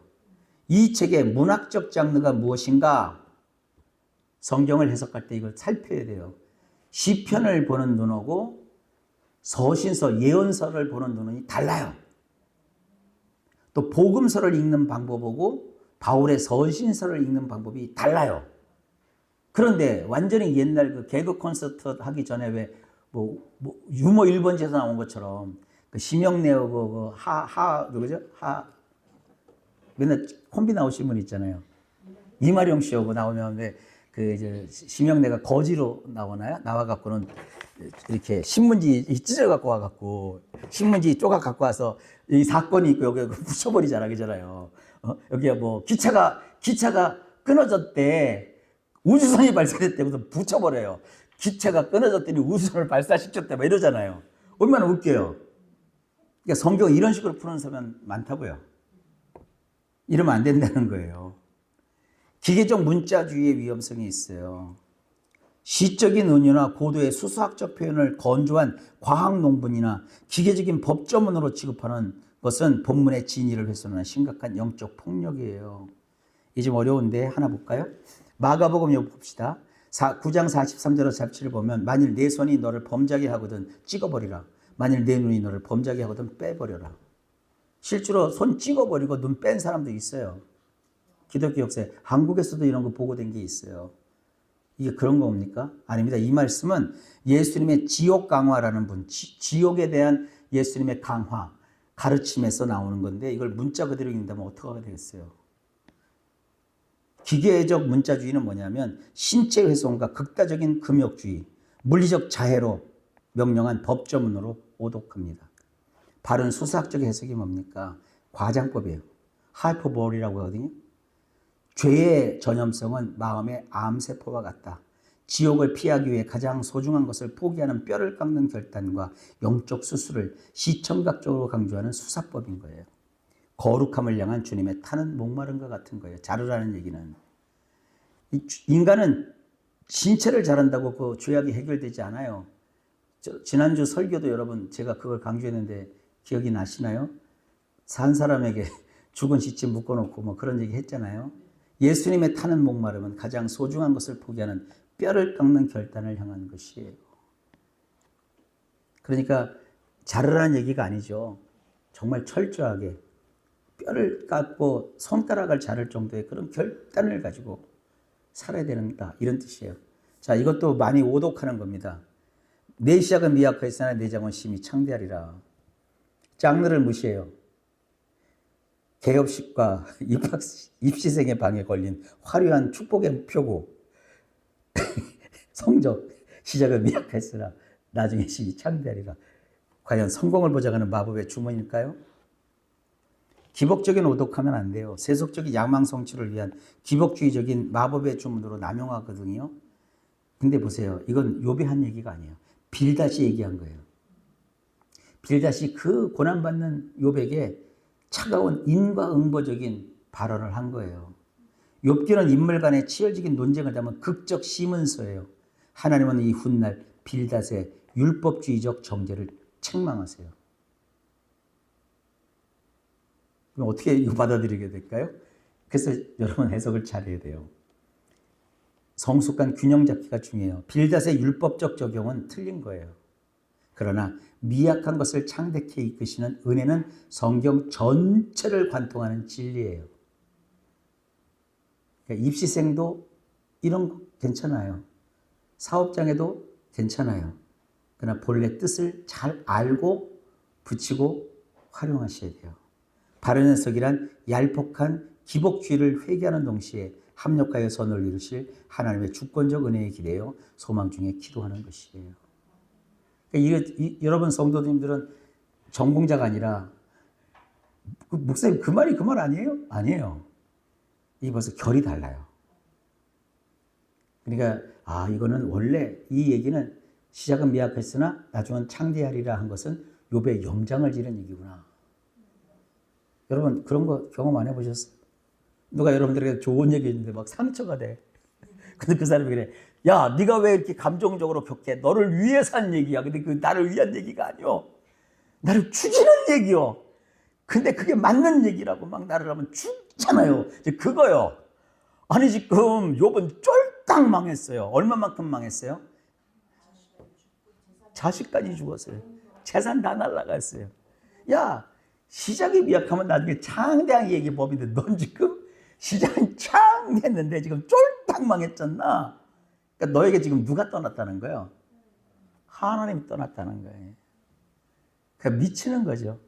여러분 좋은 얘기도 상황에 맞게 해야 돼요. 배부른 사람한테 떡 주면서 야, 내 사랑이야. 이거 다 먹어. 이러면 어떻게 되는 거예요? 미치는 거죠. 차라리 떡을 주면서 어떻게 되는 거예요? 내가 너를 위해서 떡을 준비했어. 근데 지금 네가 밥을 먹었다고 하니까 그래도 너 이게 사랑의 표현이니까 떡은 이거 냉동실에 놓다가 이렇게 해갖고 먹으면 맛있어. 출출할 때 먹어. 이거 주면 어때요? 고맙죠. 그래서 배고플 때 밥하기 싫고 뭐 할 때 그 냉동실에 꺼내서 먹을 때 아유 고맙죠. 그러니까 이 시작은 미약하였으나 나중은 창대하게 하는 것은 성경 전체에도 부합하는 얘기예요. 그러나 이걸 가지고 함부로 남용하지는 마세요. 무슨 말인지 알겠죠? 혹시 여러분들 가정이나 또 자녀들 키울 때는 이렇게 좋은 말은 또 이렇게 배경까지 설명해 주면 좋잖아요. 그러니까 잘 어렵죠, 성경. 그래서 목회가 참 쉽지 않아요. 독서는 저자와 독자 간의 대화입니다. 이 대화의 규칙이 바로 장르예요. 본문이 요구하는 고유한 장르의 안경으로 바꿔 껴야 돼요. 장르는 대화의 룰입니다. 안경을 바꿔 끼는 훈련을 꼭 해야 돼요. 보세요. 복음서를 읽을 때는요. 버려야 될 렌즈가 있어요. 율법주의의 문자주의로 읽으면 안 돼요. 이거 복음서의 문자적으로 읽어갖고요. 웃기는 말 많습니다. 여러분 그 산상수훈 보세요. 거기 보면 뭐 율법을 어기면 뭐 이 온 율법을 막 어기면 막 이렇게 지옥 간다 비슷한 얘기도 나와요. 그것만 하면서 막 그거 끄집어 갖고는 믿음만 갖고 천국 가느냐고 여기 봐라 예수님도 이랬다고 그러고 그렇게 하지 말라고요. 복음서를 볼 때는 율법주의적 그 문자주의로 보면 안 돼요. 영적 본질을 깨트려 보는 안경을 가지고 봐야 돼요. 지혜 문학을 보면 잠언, 시가서, 뭐 시편 이런 거 볼 때는요. 이기적인 축복의 주머니에 치열한 논쟁 속 진리의 분별력 안경을 가져야 돼요. 역사서를 읽을 때는 시대의 문화적 사실을 추적하는 분석의 안경을 가져야 돼요. 제가 뭔가 얘기할 때 그러잖아요. 평화의 언약 얘기할 때도 이거는 이스라엘이 포로로 다 끌려가서 남아있는 것이 아무것도 없고 본래 고장이 다 무너졌고 그리고 정말 그들을 보호해줘야 될 영적 지도자들이 다 타락하고 부패하고 너희들 그 사람들한테 착취를 당한 그 서름이 있지 않느냐 그 트라우마가 있지 않느냐 그부터 이제 얘기를 해주고 난 다음에 평화의 언약에 들어가 보니까 주님이 우리의 트라우마를 어떻게 해주세요? 제거하시고 우리 마음에 평안을 주시고 이렇게 평화의 언약으로 우리에게 복을 주신다. 너는 나의 양이다. 내 초장의 양이다. 이 배경을 쭉 들어가니까 이해가 되잖아요. 이게 역사서를 볼 때 그런 걸 다 살피고 들어가야 돼요. 서신서 여기도 참 웃기는 게 많아요. 서신서는요, 이 복음서를 읽을 수 있는 굉장히 중요한 단서예요. 초대교회 상황을 파악하는 논리적 안경을 가져야 되고요. 요즘 로마서를 쭉 하면서도 이런 걸 계속 제가 점검하고 있거든요. 로마서에서 굉장히 새로운 것들을 여러분 많이 보잖아요. 그걸 못 보면 성경이 잘 풀리지를 않습니다. 장래 안경을 고쳐 낄 때 일어나는 기적, 왜곡 없는 선명함이 보이고요. 평면을 넘어서 입체감이 생기고요. 심령의 깊은 곳에 풍성한 은혜가 닿습니다. 그러니까 이렇게 봐야 되고, 그 다음에 4번째로 가게요. 구속사적인 해석 볼게요. 개별 본문을 하나님의 구원의 역사라는 큰 틀에서 읽는 관점인데, 이 구속사적으로 보지 않으면 어떻게 성경이 되느냐. 자, 이 요셉의 생애를 볼까요? 창세기 37장에서 50장에 보면 요셉의 생애가 쫙 펼쳐져요. 근데 난 이거 직접 본 거예요. 요셉이 완전히 비전, 꿈의 사람 이래갖고요. 많이 들어보셨을 거예요. 비전을 품고 고난을 이겨내 생상에서 성공하자. 막 성공을 위한 10가지 법칙. 이 자기개발서로 요셉의 생애가 바뀌었어요. 구속사를 무시한 채 도덕주의적 해석, 성경을 세속적 성공주의를 쟁취하기 위한 수단으로 만드는 전형적인 오덕입니다. 바른 구속사적인 해석은 어떻게 되느냐. 자, 넘어가 봅시다. 자, 보세요. 형들에게 배신을 당하고 은 20개 깊은 구덩이에 빠지잖아요. 이건 예표예요. 타이폴로지라고 해서 예수님의 그 모형을 보여주고 있는 거예요. 동족에게 배신을 당했죠. 은 30냥에 파했죠. 은 30개는 노예의 값이에요. 십자가와 무덤에서 주님이 죽음하셨잖아요. 그 다음에 보디발의 아내의 치명적인 유혹에 요셉이 옷을 버려두고 도망쳐 죄를 이겼잖아요. 이건 단순한 순결 교육이 아닙니다. 근데 이런 것도 봤어요. 교회에서 이성교제 하지 마시고 이성이 도전할 때는 옷을 벗고 도망치는 심정으로 하라. 그런데 그 되나요? 세상의 모든 유혹을 이겨내신 완전한 의로우신 예수님. 시브리서 4장 15절에 보면 우리가 똑같이 시험을 받으신 이로되 죄는 없으시니라. 요셉을 통해서 완전한 의로우신 예수님을 이렇게 미래 오실 예수님의 모습을 구약에서도 이렇게 볼 수 있다. 이렇게 이제 해석을 하는 거고요. 그 다음에 억울한 노예와 죄수의 굴레. 결국은 일어나서 애굽을 살리는 총리가 되었다. 예수님을 볼 때 아주 극단적으로 드러나죠. 고난의 변화 영광이 되죠. 십자가의 고난과 부활의 영광. 오늘날 까닭없는 고난 속을 걷고 있는 성도들의 거룩한 인내와 소망. 로마서 8장 18절에도 그런 얘기가 나와요. 자, 이 구속사적인 모형으로 보면 두려워 떠는 원수 같은 형제들을 향한 완전한 용서와 부양. 이게 되게 절정이죠. 야곱이 죽었어요. 형제들이 오잖아요. 여러분, 요셉이 가진 권세는 어마어마한 거예요. 군대 동원권도 있어요. 그 야곱의 그 장례식인 어마어마한 거거든요. 그 바로가 가나안을 막 차지해야 되는 엄청난 건데, 그 뭐라 할까요? 애굽에 그 어마어마한 군사력을, 어마어마한 군인들을 보내가지고 야곱을 그 상여를 메고 가게 해갖고요.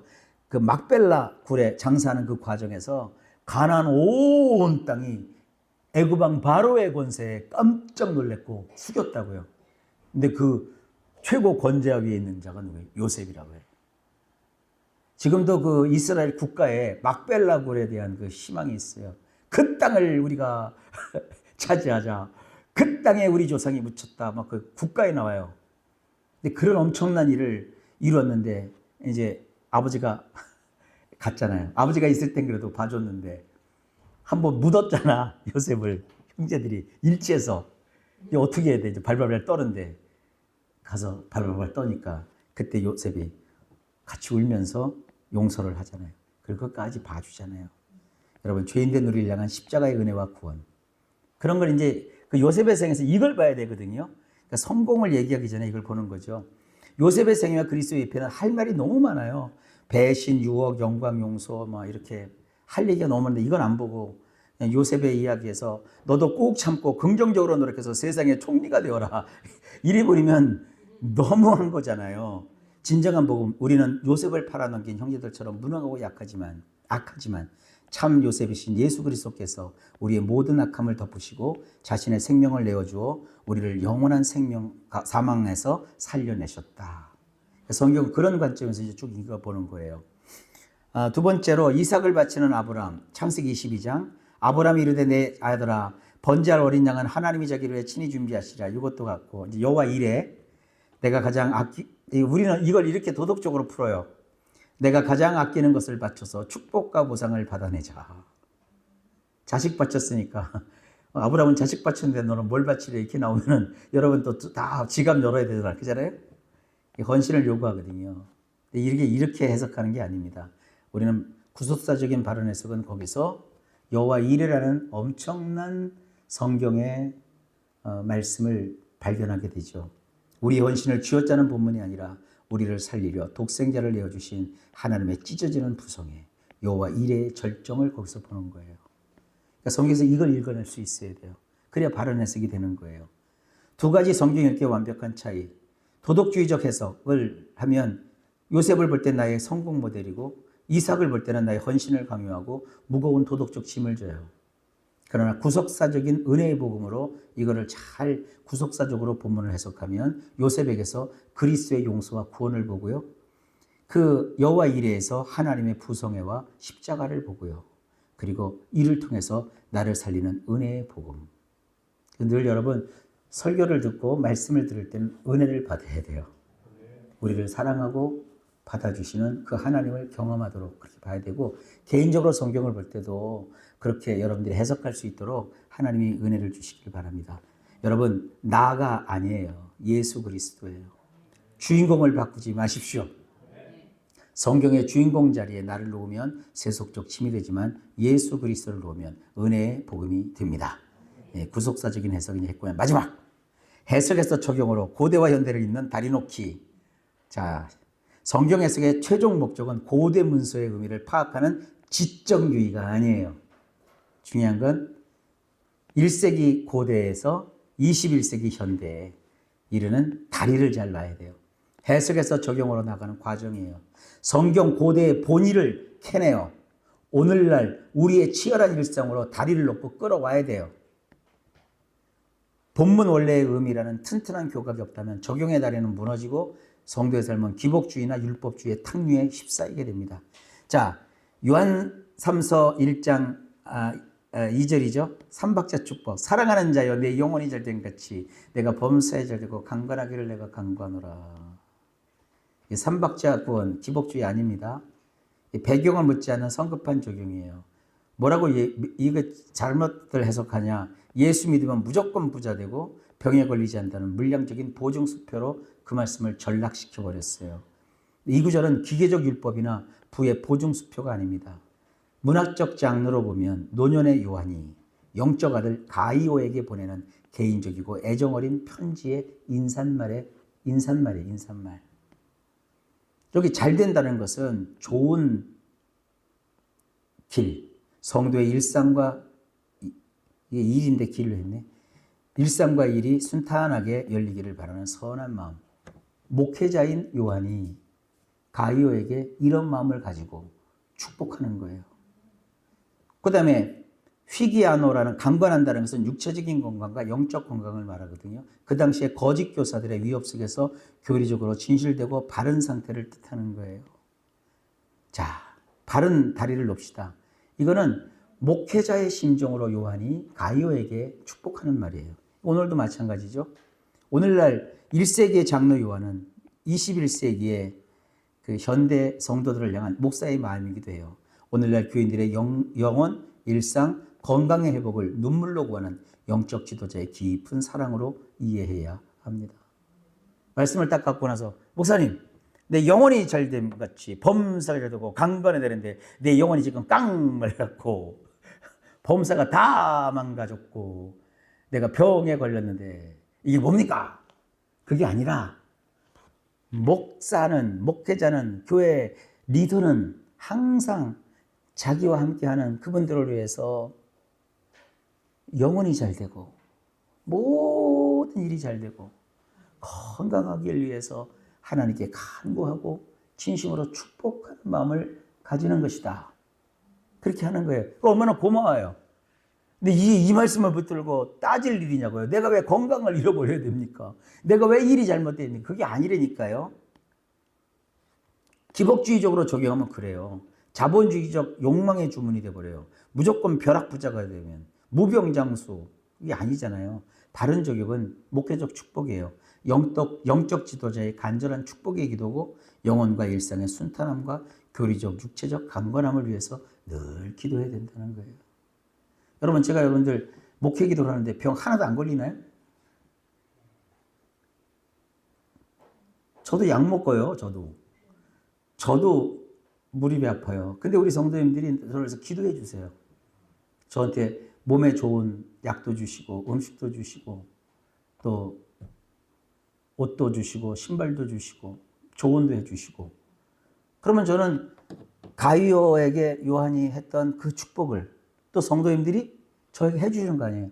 목사님, 나는 목사님이 건강하기를 원합니다. 목사님이 목회를 하는데 아주 행복하게, 기쁘게, 무탈하게, 평안하게 해주시기를 정말 하나님께 기도하는 마음입니다. 얼마나 감사한 일이에요. 그럼 또 저는 또 여러분들을 위해서 하나님께 기도하잖아요. 그러니까 이 땅에 살아갈 때 그런 마음으로 서로 기도해주면 위에 계신 하나님이 가만 계시겠냐고요. 결과적으로 그 기도를 들으셔서 다 영원히 잘 되게 하시고 범사 모든 일이 다 평안하게 잘 되게 균형 잡히게 하시고 건강도 감당할 수 있도록 해주시고, 우리가 영원히 이 땅에서 살 거 아니잖아요. 그래도 잘 살면 좋잖아요.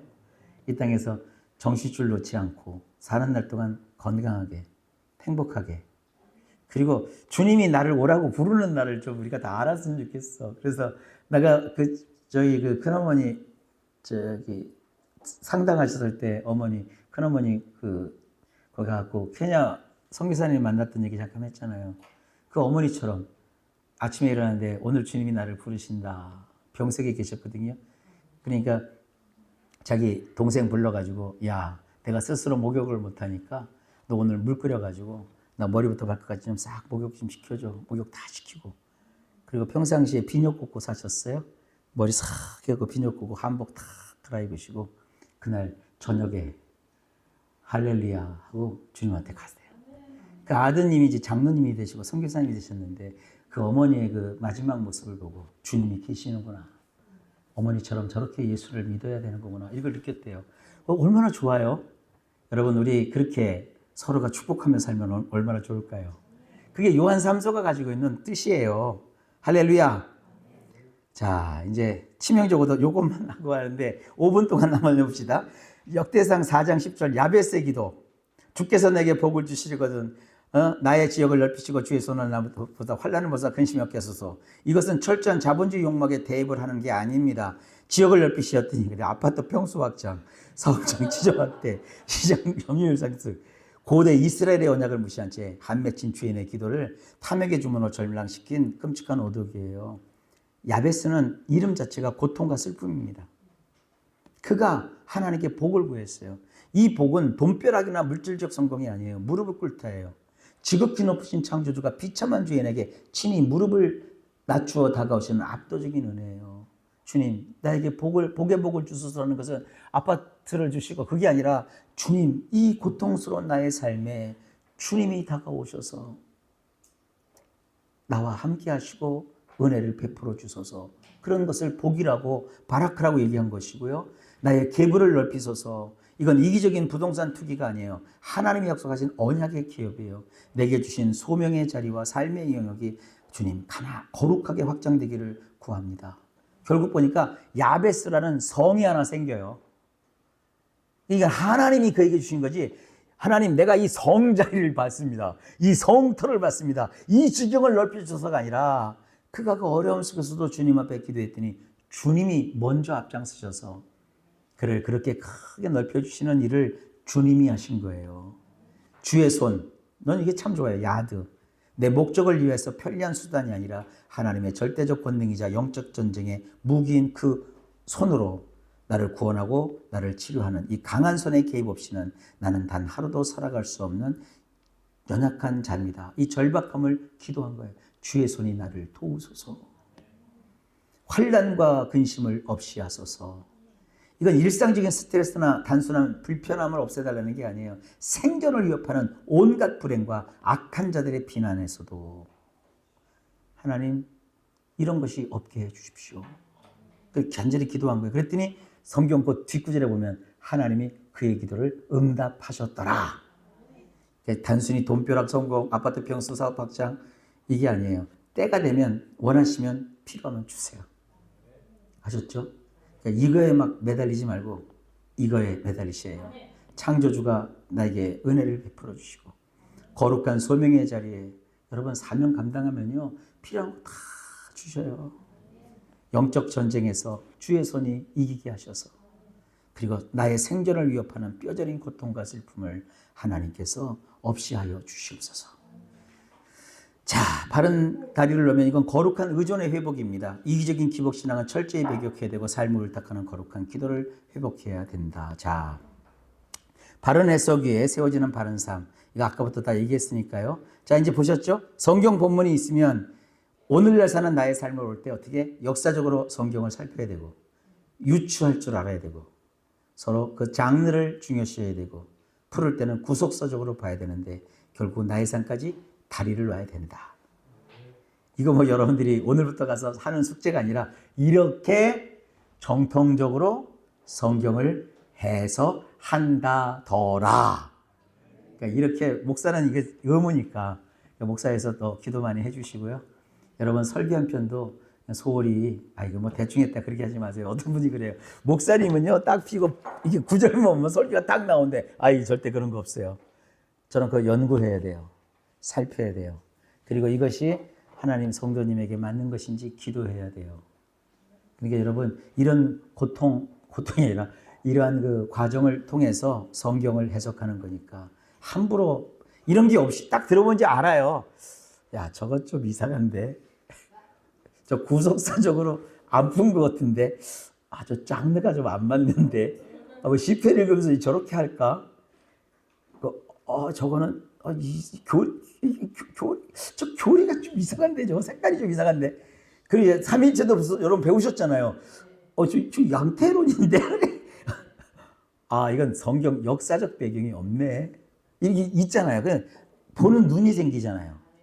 그리고 이 보는 눈이 생기면 이거예요. 자, 길고 지나는 바른 해석의 과정을 거치는 이유는 하나예요. 성경 해석의 최종 정착지는 뭐라? 순종. 하나님 말씀을 순종하게 속에 살피는 거예요. 절대 남을 판단하고 하면 안 돼요. 야, 니네 목사님은 그렇게 해석하냐? 우리 목사님 이렇게 해석하지. 절대 하지 마세요. 목사님도 싸움 붙이지 말아요. 그냥 하나님 보셔서 우리가 성경 잘 말씀에 흥하면 우리 교회는 성공하게 돼 있고 우린 잘 되게 돼 있고 그저 우리 교회 그냥 TW면 빨리 하게 하셨으면 좋겠어요. 전 돈을 많이 바라지도 않아요. 그냥 우리 교회 몇백억만 있으면 좋겠어. 그래서 우리 교회 짓자는 게 아니라 교회 우선 가난한 사람들 없으면 좋겠어. 교회 기금 마련해가지고 급전 필요한 분들 괜히 사채 쓰다가 망가지지 마시고 교회에서 최소한 한 뭐 몇천 정도는 그냥 교회에서 그냥 갖다가 쓰고 때 되면 또 갚고 뭐 그러면 참 좋겠어요. 교회가 그런 것도 좀 있고 배고픈 사람 오면 교회 창고에 가서 그냥 쌀알 20kg짜리 그냥 도장 찍고 그냥 가져가서 드시고 나중에 좀 부자 되면 200kg 갖다 놓으면 되니까 그렇잖아요. 그리고 학생들 공부하고 싶은 사람들 시키고 법대나 의대 가면 무조건 교회에서 장학금 주고 뭐 그렇게 아셨죠? 그러면 여러분 돈 많이 버셔야 돼요. 헌금도 많이 하고 교회도 많이 지고 또 어린아이들도 또 교육도 다 이루어지고 우리 그런 거 합시다. 자, 이제 어떻게 이해가 좀 되셨죠? 성경 공부가 여러분에게 어떤 도움이 될지는 저는 모르겠어요. 그리고 이제 오늘 시간 다 됐기 때문에 질문과 답변은 또 제가 안 읽어드리고 여러분들이 가셔서 한번 보시면 되게 어려운 말들이 많지만 쭉 보면 이제 눈에 확확 들어요. 하나만 읽어볼까요? 제가 1권만 읽을게요. 마태복음 5장 41절에 오리를 가거든 심리를 동행하라는 단순한 도덕적 친절로 착각하거나 마태복음 21장 두 아들의 비유에서 후대 서기관들이 사본을 조작하여 자기들의 거창한 구속사 프레임을 억지로 주입하려 했던 오리를 범하지 않으려면 본문의 원저자 의도와 당대 1차 수신자 배경을 살피는 어떤 해석 원리가 필요한가? 역사적 문법적 해석이다. 이해가 되면 오늘 공부 잘하신 거예요. 로마의 징발법 같은 삶의 정황을 무시하거나 지침인 내변, 사본학을 통해 원문을 확장하려는 수고 없이 내 잣대로만 읽어대면 십자가의 급진적 저항이나 예수님의 예리한 책망을 세속적 도덕이나 낡은 교리로 비참하게 왜곡하게 된다. 이 어려운 말을 여러분이 그냥 딱 보면서 이런 뜻이구나 이해가 되면 오늘 수업을 잘 들으신 것입니다. 여러분 어려운 공부하시느라고 고생 많으셨습니다. 여러분 일마다 때마다 주께서 평강 주시고 또 편안하게 또 돌아가셔서 여러분들 또 내일 일정 하시고 금요일 날 또 주일 날 뵙겠습니다. 감사합니다. 기도하고 마칩시다. 하나님 감사합니다. 오늘도 우리와 함께 하셔서 우리에게 이 많은 얘기, 어려운 얘기를 들을 수 있도록 해주셔서 감사합니다. 우리가 성경 해석자가 되려는 뜻이 아니라 이렇게 성경을 보는 거구나. 우리가 맛을 보았습니다. 결과적으로 성경을 해석하는 자나 그 해석한 설교 말씀을 듣는 우리나 중요한 것은 하나님을 사랑하며 그 말씀의 뜻대로 순종하는 것을 배웠습니다. 우리 모두 하나님 앞에 순종하여 영광을 돌리게 하여 주옵소서. 하나님의 뜻대로 사는 자들에게는 모든 것이 합력하여 선을 이룬다고 하였고 필요한 것을 필요한 때에 주께서 공급하신다 하셨으니 그 약속을 이루어 주시옵소서. 평안하게 안전하게 기쁘고 행복하게 오늘 남은 시간도 잘 지낼 수 있도록 도와주옵소서. 예수님 이름으로 간절히 기도하옵나이다. 아멘.